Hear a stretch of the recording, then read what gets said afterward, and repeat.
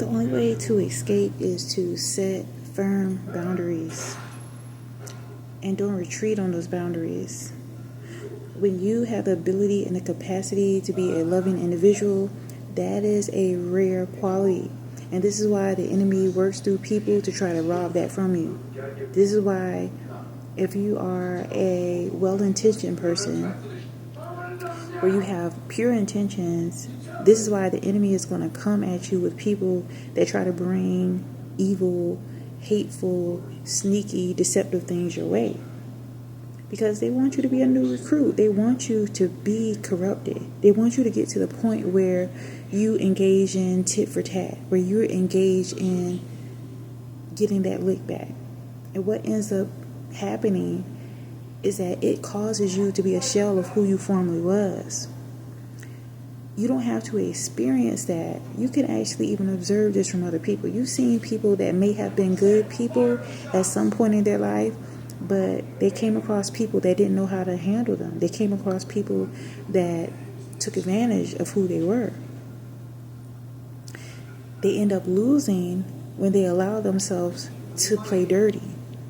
You don't have to get yourself dirty. It's natural. You're human. You have feelings. So these people know what to say. They know what to do. They study you. This is why many of them can show animosity, like secret animosity towards you, but it's really not secret because energy doesn't lie.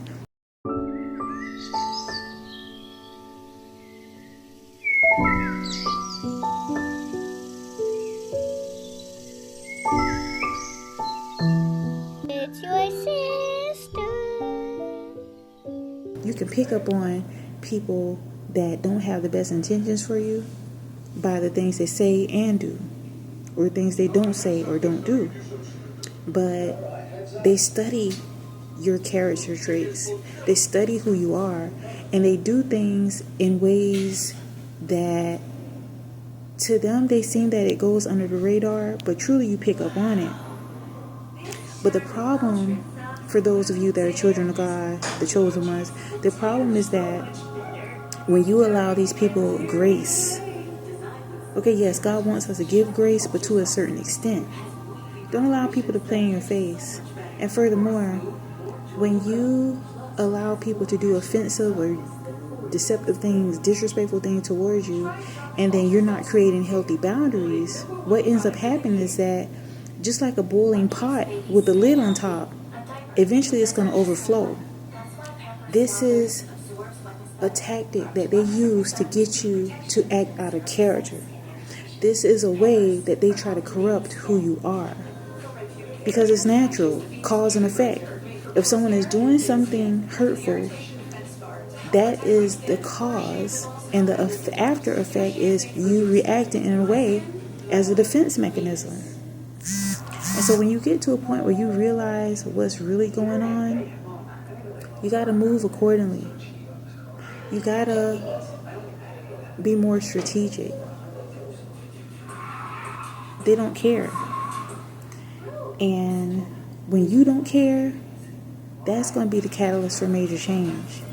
You're going to be a mirror reflection, but in a way in which it's not affecting you in a negative way. So if you're going to give compassion and grace to anybody, give that compassion and the grace towards yourself.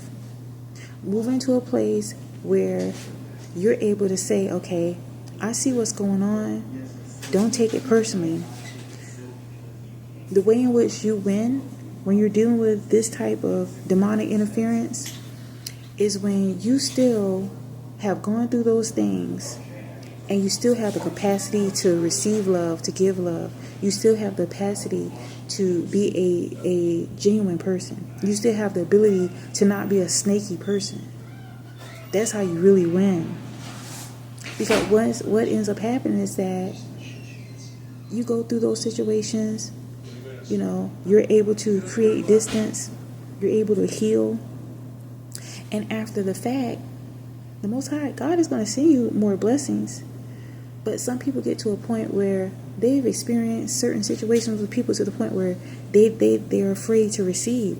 They're afraid to actually be that loving, generous, kind person that they once were. Don't let them steal that away from you. Maintain that. Even if you have to have a sense of solitude in your life, sometimes that's necessary so you can protect who you are. Don't allow yourself to be corrupted. If you feel like something is not for you, they're going to try to bully you. They're going to try to pressure you. They're going to try to make you feel like, oh, what's wrong with you? You don't want to do this. You don't want to do that. Oh, you're old, or you're lame. They're going to say all kind of things to try to trigger you into being a bottom dweller. But don't do it. If you know that you're meant for greater, if you know that you want to live upright, if you know that you want to leave a legacy, one that you can be proud of, one that your offspring can be proud of, that is not an easy journey, but it's going to be worth it. You're worth it. Allow yourself to still love, even in situations that seem hard. Still, I know sometimes people want you to get out of character, but pull yourself back together. Know that they don't give a fuck. They don't care. They are turned over to a reprobate mind. All things evil is entertaining to them. And they will make fun that you enjoy being wholesome. Think about how devious that is. So don't take too much stock in their comparisons, their judgments against you. It is only a tactic to pull you down. Regain control. Move into a place where you can actually journal, get some rest, exercise, eat something good, fast, whatever it is that you're going to do. But find things that feel comfortable to you and nurture, and that love that you have, begin giving that love to yourself. Speak positive affirmations to yourself, because where you are or the experiences that you're having, it is not forever. It's temporary. It's going to pass, but you don't want the residuals of that to be a lasting emotion for you. You don't want to be so guarded from protecting yourself to the point where when real love comes your way, you'll be so fractured from your past experiences that you won't allow it to come in. Don't do that. Keep loving yourself, and real love will find you.